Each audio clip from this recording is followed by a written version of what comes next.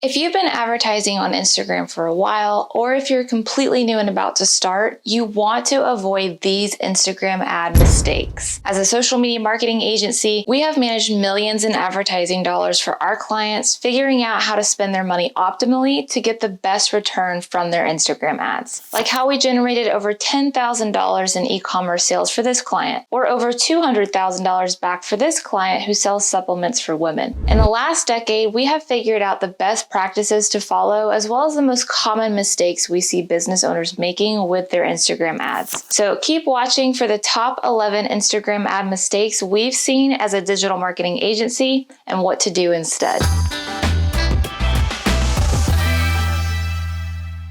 What's up, everybody? Welcome back to the channel. I'm Brandy with LYFE Marketing, the digital marketing agency with a mission to help small businesses grow. Before we get started, go ahead and like this video, subscribe to the channel, and hit that notification bell so you don't miss out on any of the digital marketing videos that we put out every single week. All right, let's jump in with mistake number 1.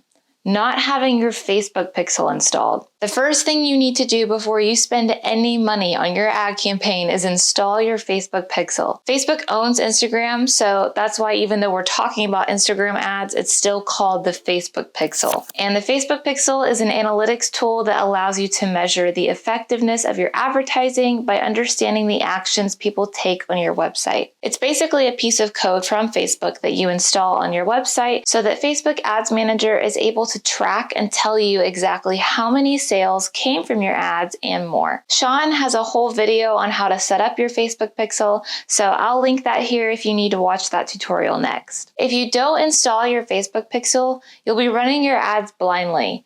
You won't know if your ads are paying off or not, because Facebook won't know if your ads are paying off or not. Installing the Facebook code on your website is what bridges the gap so that your Facebook Ads Manager can see how many sales on your website are a result of your Instagram ads. So get yourself set up for success first and get that installed before you do anything else. All right, mistake number 2 is to use the promote button on Instagram. It's so tempting and convenient to just tap the blue button on a post that you want to boost, but don't do it. If you tap the promote button, these are the 3 options it gives you to choose from: more profile visits, more website visits, and more messages. Now, do you see the option to get more sales, more leads, more post engagement?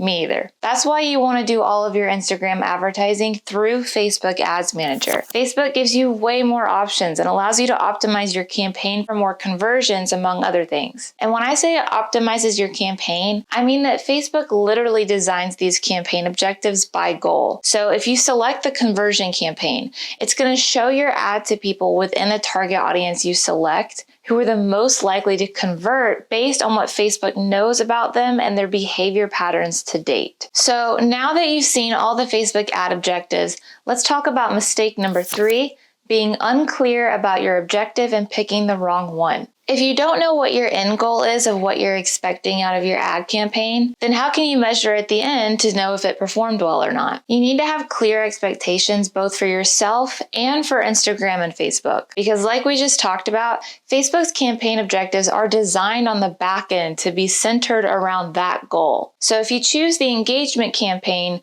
but what you really want are direct sales, then you're going to be left frustrated wondering where the results are at. So make sure before you start advertising that you clearly define what your goals are and what you want from this campaign, and then choose the objective that best fits that goal. All right, the next mistake I unfortunately see a lot is number 4, poor targeting. Facebook offers a world of targeting options. So why are we still seeing broad, vague ad sets targeting men ages 30 to 50 in the US with no other qualifiers? In Facebook Ads Manager, you can target by demographic, interest, and behaviors extensively. And I actually go over all of these options and how you can use them together in my Facebook ad targeting video, which I'll link in the description. But when I talk about using them together, I mean using the exclude and narrow features. You can combine targeting options. So for example, if you wanted to target engaged shoppers, which are people who have hit the shop button on Facebook in the last 7 days, but exclude people with a lower household income, you can do that using the exclude feature. On the other hand, you can use the narrow feature to utilize must also match targeting. So let's say you sell yoga pants and you want to target women ages 20 to 50 who have an interest in Athleta, an interest in yoga journal, and have tapped the shop button in Facebook in the last 7 days. You need to use the and must also match feature if you want somebody to meet all of those requirements. If you just enter those targeting options in the first detailed targeting box, Facebook is going to read it as somebody who could meet any one of those requirements, meaning your ad about yoga pants could be delivered to an engaged shopper who has no interest in yoga at all. And this is another reason to use Facebook Ads Manager for your Instagram ads over Instagram's blue promote button, because that promote button doesn't give you any of these options and the targeting is a lot more limited. And while we're still talking about targeting, let's go over mistake number 5. Not using custom audiences and retargeting. Again, I cover both of these and how to set them up in my Facebook ads targeting video, so I'm not going to get too deep covering them again in this video, but if you're not utilizing them, it is a mistake, and that's why it's made it on this list. Custom audiences and retargeting allow you to target more effectively than the cold targeting options that we just went over. You can deliver ads to people who have been to your website but left without purchasing to remind them to add to cart and buy. You can deliver ads to any email list you have. You can create lookalike audiences out of your existing customers, and the list goes on. And if you don't 100% understand what I'm talking about with all of that, go watch my Facebook ad targeting video after this and it will make more sense, I promise. But for the sake of this video, I had to just mention that if you're not using those audiences, you need to be. All right, moving on to mistake number 6. Making bad ads. Now, I know a bad ad is subjective, but specifically what I'm referring to here is the failure to use video or effective copy. Videos are the way of the future. The head of Instagram said Instagram is no longer a photo sharing app and said that they were focused on video. And if you need more convincing, one study found that video ads generated over triple the leads when compared to static images and generated 25% more impressions. People respond to and engage with video better than static images. So if you haven't tried using video in your Instagram ads yet, today is the day to start. And it can be as simple as a video recorded off your smartphone. It doesn't have to be anything super fancy in that aspect to be effective. It just needs to communicate value to the viewer. And this is where the second half of this common mistake comes into play: bad copy. Copy could be the caption on the ad or the text appearing on screen on your creative, but either way, you need to utilize your ad text to address your viewers' goals and pain points. Instead of spending precious ad space talking about your awards and how great you are as a company, talk about something that will actually stop a person mid-scroll and make them say, "Hey, that applies to me. I've been looking for a solution for that problem. I've been wanting to accomplish that goal." Address their needs and then provide your product or service as the solution that bridges that gap. We have raked in so much money for our clients from Instagram advertising, and I'm telling you guys, video and better copy can turn a campaign around so fast. All right, the next mistake I see people making a lot is mistake number 7.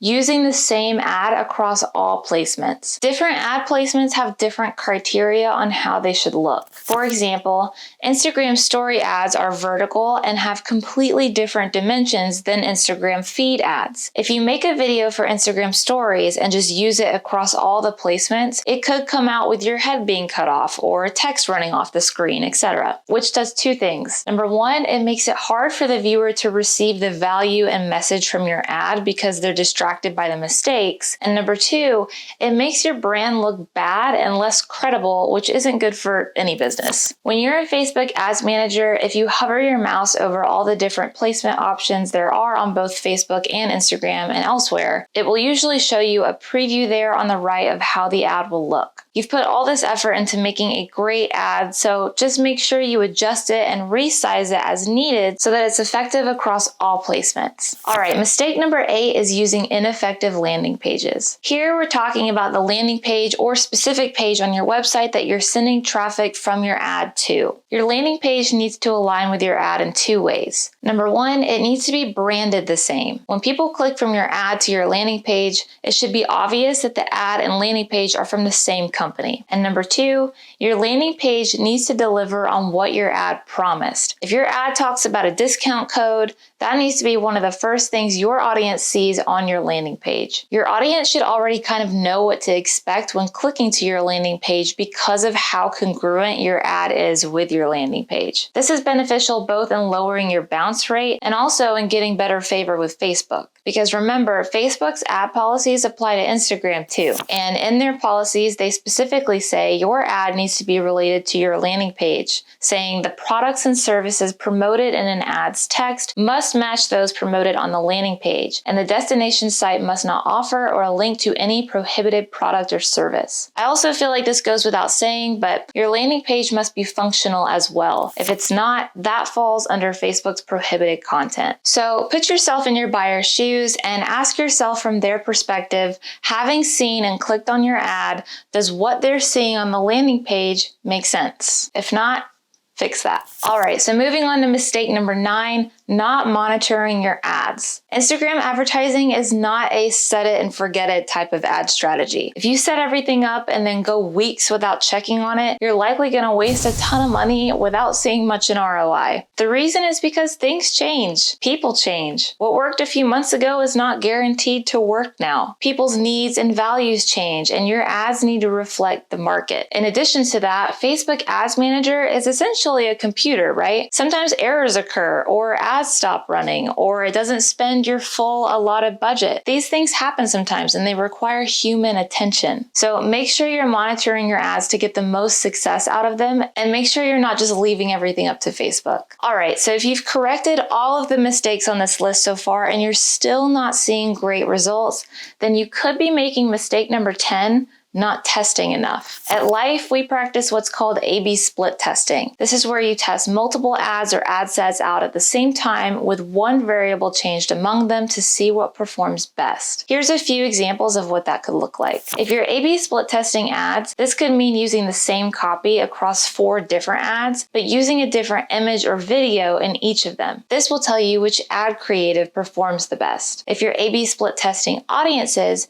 you would run the exact same ads to different audiences. For example, if you sell women's clothing, you could segment out different audiences like audience A of older women with a certain level of household income and audience B of teens and young women interested in fashion magazines. If you deliver the same ads to both of those audiences, you can see which audience performs best. In sales, they say always be closing. In marketing, we say always be testing. So if you're only running 1 or 2 ads or delivering them to no more than one audience, try testing a little bit more and see if that starts bringing in your desired results. All right, and last but not least, mistake number 11, giving up too soon. Instagram ads are not immediate. Even if you make all of these changes today, that doesn't mean you're about to start raking in the sales tomorrow. We usually recommend 3 months minimum for initial Instagram ad testing before you start expecting to see results, and usually even longer to see profitable, sustainable results. Now, this timeline can vary depending on how much existing data you have to work with, but that's just the average that we usually suggest. So be realistic in what you expect from Instagram ads and give your ads enough time to truly be tested. Question for you guys, have you been guilty of making any of these mistakes? Comment and tell me which one of these mistakes surprised or helped you the most. Otherwise, that's all I have for you today. Don't forget to like this video, subscribe to the channel, and hit that notification bell, and I will see you in the next episode.